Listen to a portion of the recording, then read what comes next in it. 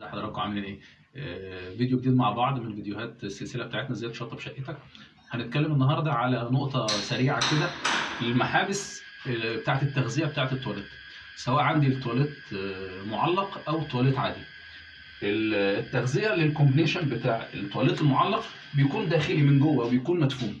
اما بالنسبه للي بيكون يا جماعه التواليت اللي بيكون في الارض، فبيكون له المحبس الخارجي زي ده كده. الاول كنا بنعمل 3 محابس، محبس تحت الكومبينيشن، محبس للشطاف الداخلي، والمحبس الثالث اللي بيكون للرشاش اللي هو المسدس. كان زمان عندنا يا جماعه التواليت كان بيجي معاه البيديه، فالوقت طبعا ما عادش الموضوع ده موجود، الحمامات بتاعتنا ما عادتش المساحه بتاعتها تستحمل تواليت وبيديه مع بعض، فبقينا ان احنا بنعمل الوصله اللي هي بتاعت الخلاط ال 10 سم، غير طبعا خلاط الشاور اللي بيكون 16، لا ده بيكون 10، بيكون صغير، بيبقى فيه السخن والبارد.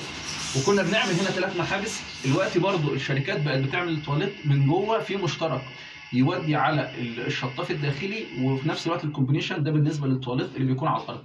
فالوقت لما بنيجي بنأسس خلاص بقينا بنأسس 2 بس، البارد والسخن بتاعنا علشان الخلاط ال 10 سم.